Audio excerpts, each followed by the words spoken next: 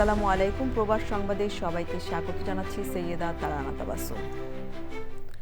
বিস্তারিত সংবাদের শুরুতেই জানিয়ে দিচ্ছি প্রবাস সংবাদ শিরোনামগুলো। গঠনের ২২ বছর পর র্যাবের নতুন নাম স্পেশাল ইন্টারভেনশন ফোর্স SIF, পরিবর্তন আনা হচ্ছে পোশাকেও।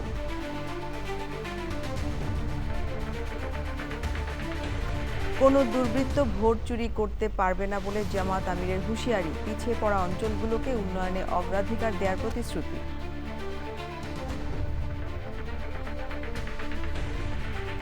এপস্টেইন নথির অভিযোগ খণ্ডনে কংগ্রেসে সাক্ষ্য দেবেন ক্লিন্টন দম্পতি। এপস্টেইনকে আমিরাতের ব্যবসায়ীর পবিত্র কাবার গিলাফ উপহারের তথ্য। এবং ভারতের ওপর শুল্ক কমিয়ে 18% করলেন ডোনাল্ড ট্রাম্প। যুক্তরাষ্ট্র ভারত বাণিজ্য চুক্তি হওয়ার সম্ভাবনা দেখা দেওয়ার পর ঘোষণা।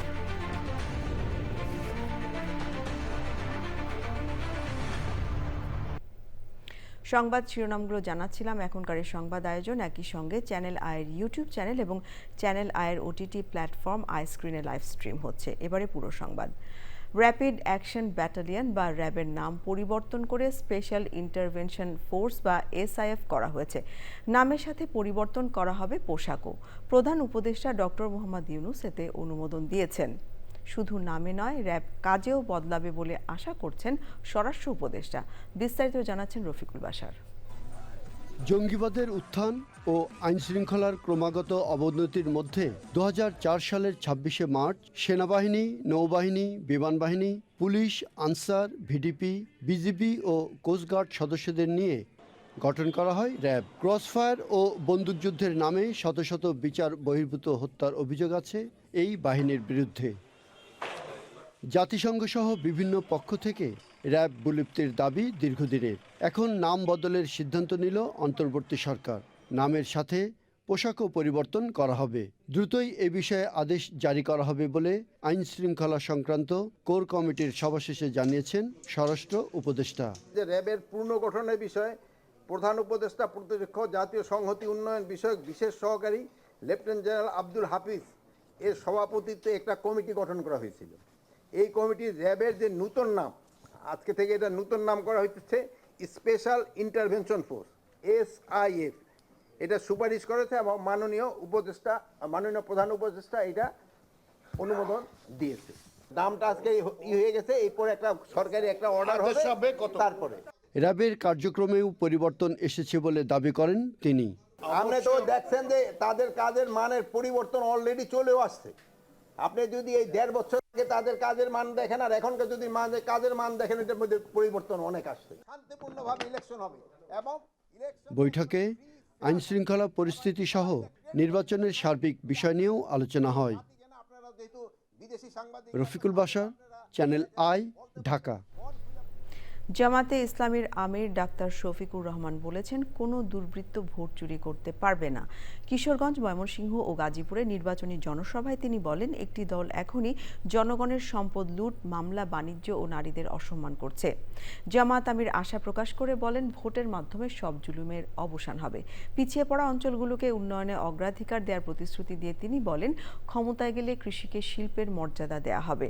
ময়মনসিংহে শেখ মহিউদ্দিন আহমেদ ও কিশোরগঞ্জে SK রাসেলকে সঙ্গে নিয়ে আক্তার হোসেনের রিপোর্ট।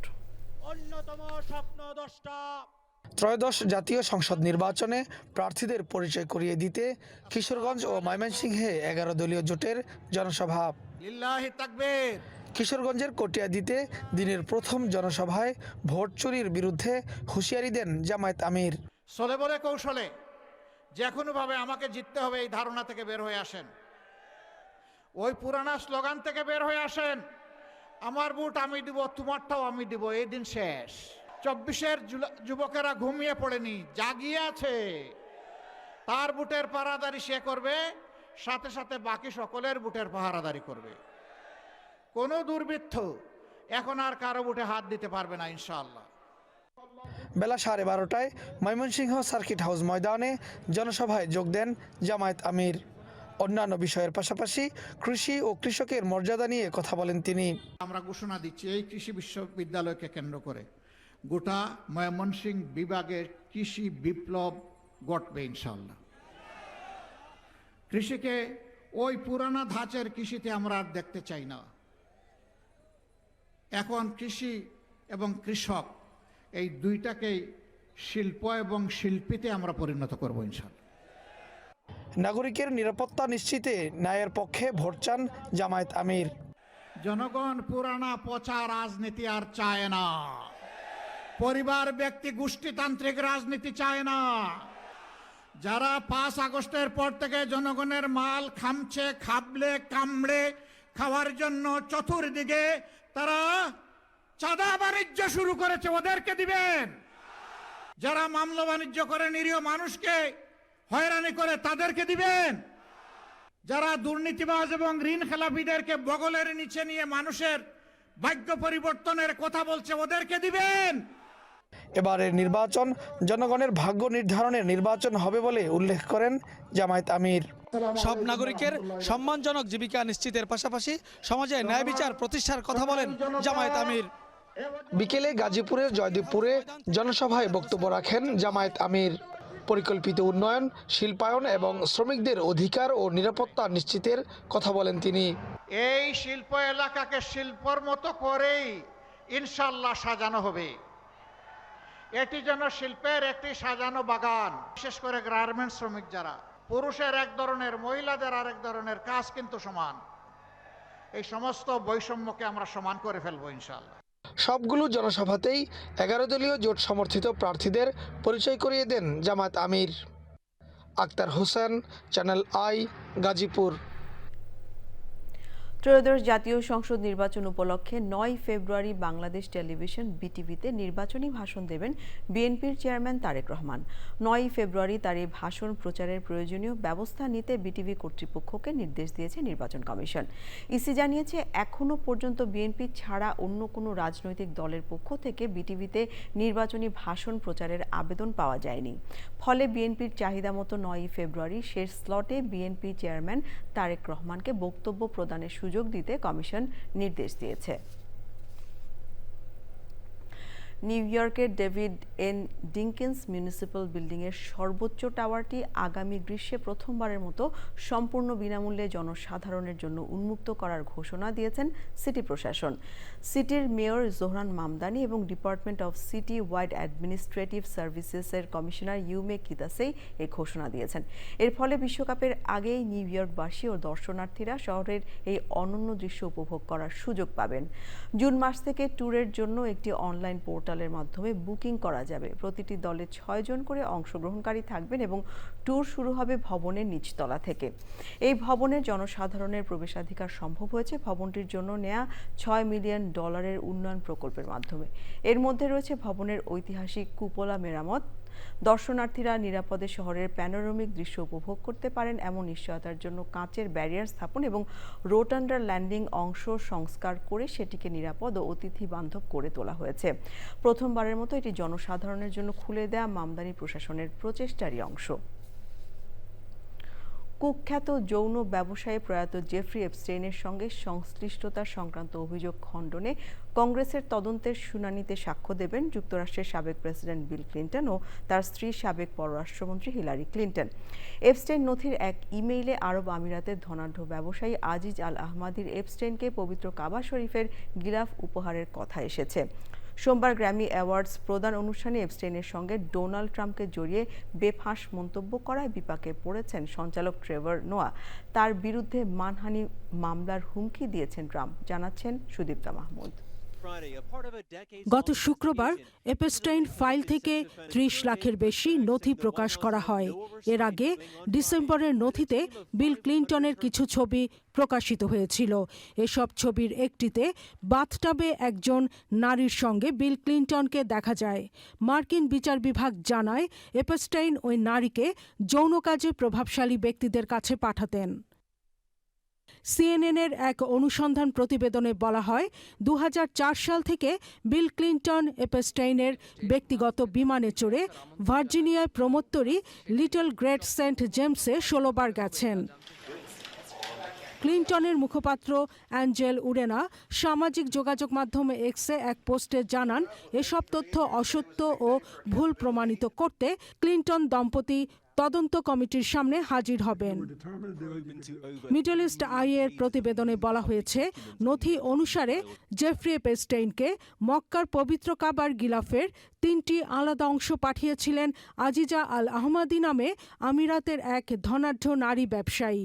2017 সালে ব্রিটিশ এয়ারওয়েজের মাধ্যমে সৌদি থেকে ফ্লোরিডা হয়ে এপস্টেইনের ভার্জিনিয়ার বাড়িতে পৌঁছানো হয় ওই গিলাফ। ওই ব্যবসায়ী নারী এপস্টেইনকে এত মূল্যবান ধর্মীয় নিদর্শন কেন পাঠিয়েছিলেন বা তাদের পরিচয়ের সূত্র কি, নথিতে তা স্পষ্ট করা হয়নি। সোমবার যুক্তরাষ্ট্রে গ্র্যামি অ্যাওয়ার্ড অনুষ্ঠানে এপস্টেইনের বিষয়ে ট্রাম্পকে জড়িয়ে মন্তব্য করায় সঞ্চালক ট্রেভর নোয়ার বিরুদ্ধে মামলার হুমকি দিয়েছেন প্রেসিডেন্ট ডোনাল্ড ট্রাম্প। সঞ্চালক বলেছিলেন, এপস্টেইন মারা যাওয়ার পর ট্রাম্পের একটি নতুন দ্বীপ দরকার, যেখানে তিনি বিল ক্লিনটনকে সাথে নিয়ে সময় কাটাতে পারবেন। Sudipta Mahmud, channel I.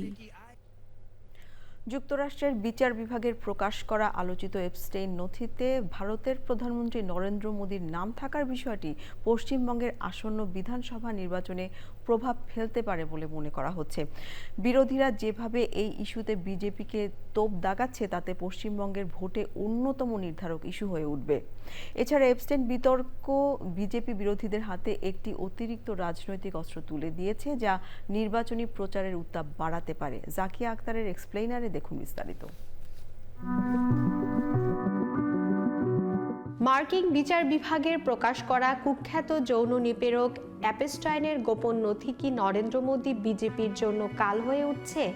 ইসরায়েলে গিয়ে ডোনাল্ড ট্রাম্পের মনোরঞ্জন করতে নরেন্দ্র মোদীর নাচের খবর বিরোধীরা কিভাবে লুফে নিচ্ছে? এপ্রিলে পশ্চিমবঙ্গের বিধানসভা নির্বাচনে কি প্রভাব পড়বে? পড়লে কি ধরনের প্রভাব পড়তে পারে? চলুন জেনে নেই বিস্তারিত। এপস্টাইনের নথি নিয়ে নরেন্দ্র মোদীর বিরোধীরা ইতিমধ্যেই রাজনৈতিক আক্রমণ শুরু করে দিয়েছেন। কংগ্রেস নেতা জয়রাম রমেশ বলেছেন, মার্কিন সরকারের প্রকাশিত নথিতে নরেন্দ্র মোদীর নাম একাধিকবার এসেছে, অনেক প্রশ্ন এখনো রয়ে গেছে।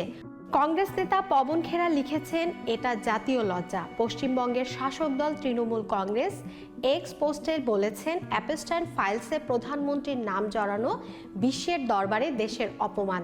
যদি অভিযোগের সামান্যতম সত্যতা থাকে, প্রধানমন্ত্রীকে স্বচ্ছভাবে জবাব দিতে হবে। বিশ্লেষকরা বলছেন, তৃণমূল ও কংগ্রেস চাইছে এপস্টাইন বিতর্ককে নৈতিকতা ও জাতীয় মর্যাদার প্রশ্ন হিসেবে তুলে ধরতে। বিশেষ করে শহুরে ও সোশ্যাল মিডিয়ার সচেতন ভোটারদের মনে প্রশ্ন তুলতে চাইছে তারা। কিন্তু এই বিতর্ক ভোটের ফল পুরোপুরি না বদলালেও পশ্চিমবঙ্গের ভোটে অন্যতম নির্ধারক ইস্যু হয়ে উঠবে। এপস্টাইন বিতর্ক বিজেপি বিরোধীদের হাতে একটি অতিরিক্ত রাজনৈতিক অস্ত্র তুলে দিয়েছে, যা নির্বাচনী প্রচারে উত্তাপ বাড়াতে পারে। মার্কিন বিচার বিভাগ সম্প্রতি কুখ্যাত যৌন অপরাধী জেফ্রি এপস্টাইন সংক্রান্ত বিপুল পরিমাণ নথি প্রকাশ করেছে। তার মধ্যে 2017 সালে একটি কথিত ইমেইলে ভারতের প্রধানমন্ত্রী নরেন্দ্র মোদীর নাম উল্লেখ থাকার দাবি সামনে আসে। ওই ইমেইলে এপস্টাইন দাবি করেন, মোদী নাকি তার পরামর্শ মেনে ইসরায়েল সফরের সময় সাংস্কৃতিক অনুষ্ঠানে অংশ নেন যুক্তরাষ্ট্রের তৎকালীন প্রেসিডেন্ট ডোনাল্ড ট্রাম্পের স্বার্থে। এপস্টাইনের ভাষায় ইট ওয়ার্কড, অর্থাৎ পরিকল্পনাটি সফল হয়েছিল।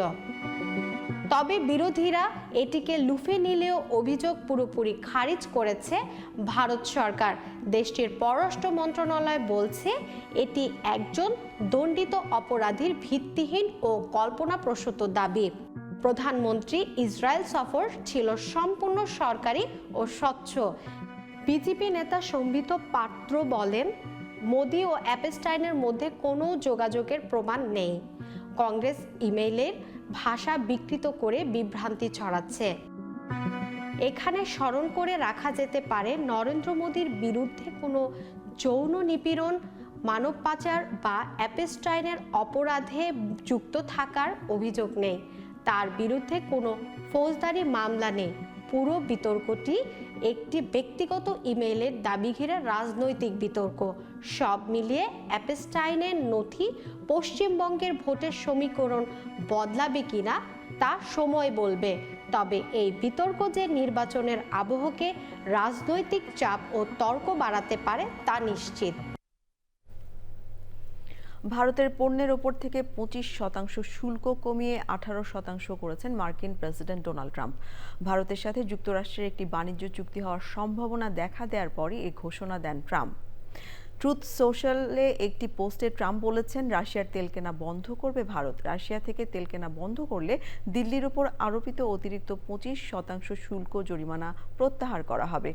ভারত এবং ইউরোপীয় ইউনিয়নের মধ্যে একটি ঐতিহাসিক বাণিজ্য চুক্তি হওয়ার এক সপ্তাহেরও কম সময়ের মধ্যে এই ঘোষণা দিয়েছে white house. Modi social media এক্সে বলেছেন তিনি আনন্দিত যে মার্কিন যুক্তরাষ্ট্রের সাথে একটি চুক্তি হতে যাচ্ছে। কানাডার সাবেক মন্ত্রিসভার সদস্য হাউস অব কমন্সের সংসদ সদস্য বিল ব্লেয়ারকে যুক্তরাজ্যে কানাডার নতুন হাই কমিশনার হিসেবে নিয়োগ দেওয়া হয়েছে। প্রধানমন্ত্রী মার্ক কার্নি সোমবার জানিয়েছেন এজন্য তিনি সংসদ সদস্য পদ থেকে পদত্যাগ করেছেন। গত বছরের মে মাস পর্যন্ত বিল ব্লেয়ার ছিলেন কানাডার জাতীয় প্রতিরক্ষা মন্ত্রী। এর আগে তিনি জরুরি প্রস্তুতি, সীমান্ত নিরাপত্তা এবং সংগঠিত অপরাধ দমন সংক্রান্ত বিভিন্ন গুরুত্বপূর্ণ দায়িত্ব পালন করেন। 2015 সালে তিনি বৃহত্তর টরন্টো এলাকার স্কারবরো সাউথ ওয়েস্ট আসন থেকে প্রথমবারের মতো সংসদ সদস্য নির্বাচিত হন। এবছরে ক্ষমতাসীন দলের সংসদীয় বেঞ্চে এটি দ্বিতীয় শূন্যতা। বিশেষজ্ঞরা বলছেন ব্লেয়ারের শূন্যতায় কানাডার রাজনীতিতে বিরাট প্রভাব ফেলবে। তার নির্বাচনী এলাকায় প্রচুর সংখ্যক প্রবাসী ভোটার থাকায় প্রবাসী বাংলাদেশিদের সাথে তার নিবিড় সখ্যতা ছিল। টরন্টোর বাংলাদেশি অধ্যুষিত এলাকার এমপি ও সাবেক মন্ত্রী বিল ব্লেয়ারের পদত্যাগে আসন্ন উপনির্বাচনে বড় দুটি দল থেকেই বাংলাদেশি বংশোদ্ভূত প্রার্থীদের নাম শোনা যাচ্ছে। এবার বাংলাদেশি বনাম বাংলাদেশি লড়াই হতে পারে। টরন্টো থেকে বিস্তারিত জানাচ্ছেন সঞ্জয় চাকি।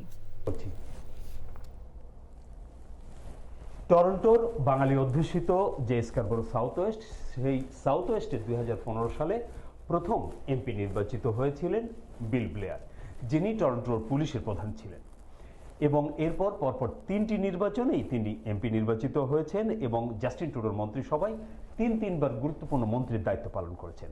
এবং তিনি নিজেকে বাংলাদেশিদের মন্ত্রী হিসাবে পরিচয় দিতে পছন্দ করতেন। বাংলাদেশি ভোটাররাও, এখানকার অধিবাসীরাও তাকে খুব পছন্দ করতেন। বাংলাদেশিদের নানা অনুষ্ঠানেও তিনি আসতেন।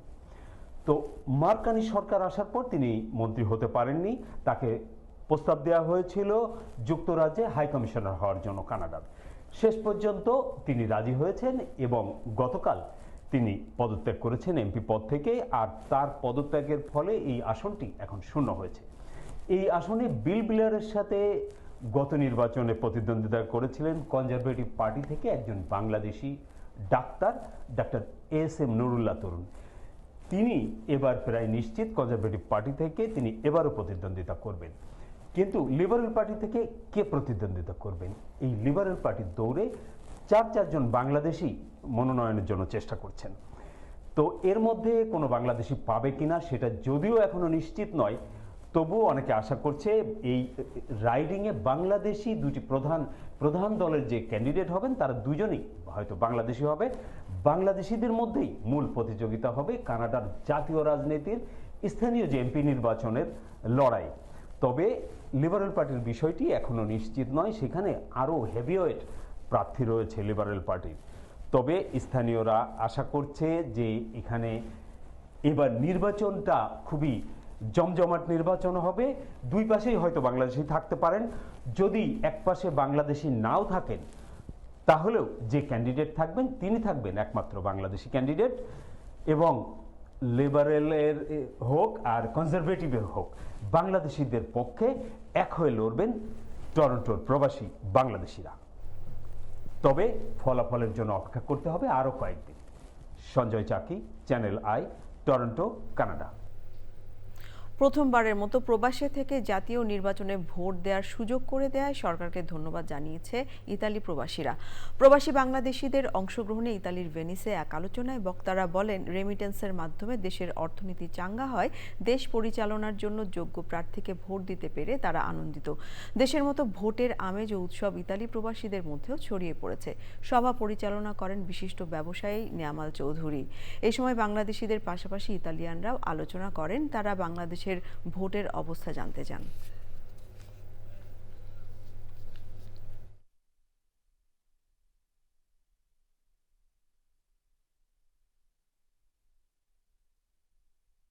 ইতালির ভেনিসে বসবাস করছি। এখানে আমি আমার ভোট প্রদান করে নিজেকে খুব ভাগ্যবান মনে করছি। এই প্রথম বাংলাদেশে প্রবাসীদের ভোটের সুযোগ হয়েছে পোস্টাল ভোটারের ব্যালটের মাধ্যমে, এবং আমরা সেটাতে পার্টিসিপেট করেছি এবং সুন্দরভাবে সম্পন্ন হয়েছে। পোস্টাল ব্যালটের মাধ্যমে ভোটে অংশগ্রহণ করেছে এবং এটা মোটামুটি প্রবাসীদের মধ্যে সুন্দর একটা সাড়া জাগিয়েছে। এই দ্বারা ইনশাআল্লাহ বাংলাদেশে অব্যাহত থাকবে। আগামী বাংলাদেশের প্রত্যাশায় আমরা সকল প্রবাসী বাংলাদেশকে ধারণ করি, বাংলাদেশের উজ্জ্বল ভবিষ্যৎ কামনা করি। যুক্তরাষ্ট্রের লাস ভেগাসের একটি বাড়িতে সন্দেহভাজন জৈবিক ল্যাব পাওয়ার ঘটনায় একজনকে গ্রেফতার করা হয়েছে।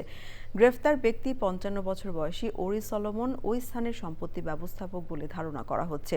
কর্তৃপক্ষ জানিয়েছে 1000টির বেশি নমুনা পরীক্ষার জন্য পাঠানো হয়েছে। লাস ভেগাস মেট্রোপলিটন পুলিশ সংবাদ সম্মেলনে জানান, সম্ভাব্য জৈবিক এবং বিপজ্জনক পদার্থগুলো একটি তালাবদ্ধ গ্যারেজে পাওয়া যায়।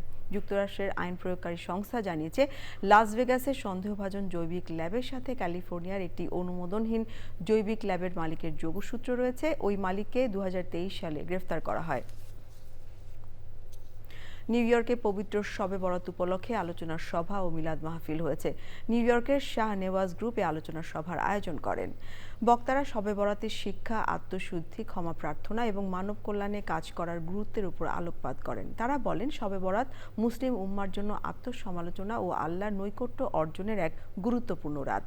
অনুষ্ঠানে ছিলেন শাহ নেওয়াজ গ্রুপের প্রেসিডেন্ট ও সিইও শাহ নেওয়াজ, বিশিষ্ট আইনজীবী অ্যাটর্নি মঈন চৌধুরী এবং বাংলাদেশ সোসাইটির সভাপতি আতাউর রহমান সেলিম সহ কমিউনিটির বিশিষ্টজনেরা। নিউ জার্সি রাজ্যের আটলান্টিক সিটিতে Bangladesh association of south jersey BASJ এর উদ্যোগে গৃহহীন ও অসচ্ছল মানুষের মাঝে বিনামূল্যে শীতবস্ত্র বিতরণ করা হয়েছে।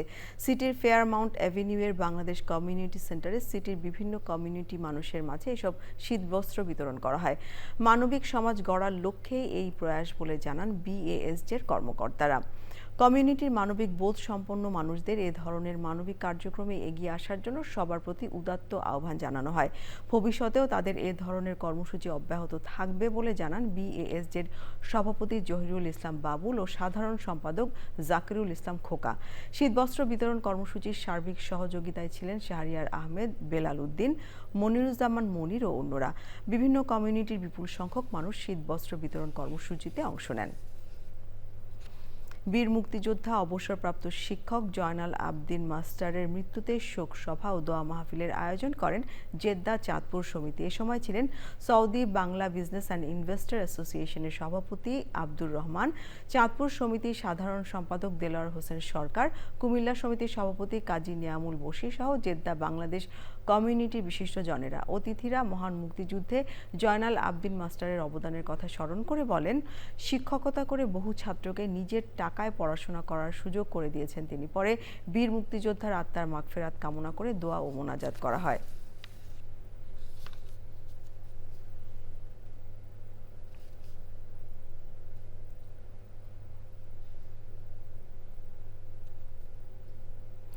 ওমানে ব্যবসা ও বিনিয়োগ বিষয়ক পরামর্শমূলক সেমিনার হয়েছে। দেশটিতে বসবাসরত বাংলাদেশি ব্যবসায়ী, সিআইপি ও উচ্চপদস্থ প্রবাসীদের নিয়ে হোটেল শেরাটনে সেমিনারটি হয়। আয়োজন করে রাজু মহাজনের ইমিগ্রেশন ফার্ম। সেমিনারটির সার্বিক সহযোগিতায় ছিলেন সিআইপি আবু ইউসুফ ও সিআইপি তৌফিক। সেমিনারে যুক্তরাষ্ট্রে ইমিগ্রেশন অপশন, ফ্যামিলি বেসড ও এমপ্লয়মেন্ট বেসড ভিসা প্রসেস, সন্তানদের ভবিষ্যৎ ও শিক্ষা পরিকল্পনা। অতিথিরা যুক্তরাষ্ট্রে বসবাস, ক্যারিয়ার গঠন ও সন্তানদের উন্নত শিক্ষার সুযোগ সম্পর্কে স্বচ্ছ ধারণা পান। এই সময় Bangladesh social club Oman, Bangladesh school, Chittagong সমিতি, বিভিন্ন সামাজিক সংগঠনের নেতারা এবং প্রিন্ট ও ইলেকট্রনিক মিডিয়ার সাংবাদিকরা ছিলেন। ভবিষ্যতে প্রবাসীদের জন্য এ ধরনের তথ্যবহুল ও কার্যকর সেমিনার আয়োজনের পরিকল্পনা রয়েছে বলে জানান আয়োজকরা।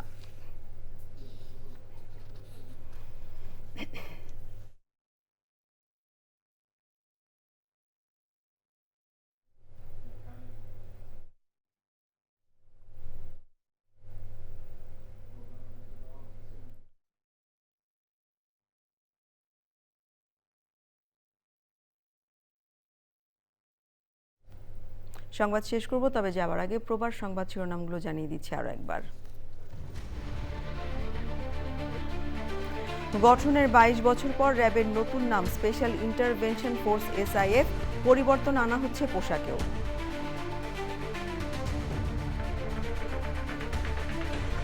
কোনো দুর্বৃত্ত ভোট চুরি করতে পারবে না বলে জামাত আমিরের হুঁশিয়ারি, পিছিয়ে পড়া অঞ্চলগুলোকে উন্নয়নে অগ্রাধিকার দেওয়ার প্রতিশ্রুতি।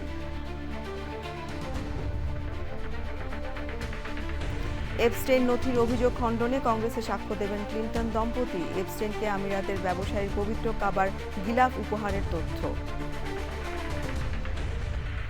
এবং ভারতের উপর শুল্ক কমিয়ে 18% করলেন ডোনাল্ড ট্রাম্প। যুক্তরাষ্ট্র ভারত বাণিজ্য চুক্তি হওয়ার সম্ভাবনা দেখা দেওয়ার পর ঘোষণা।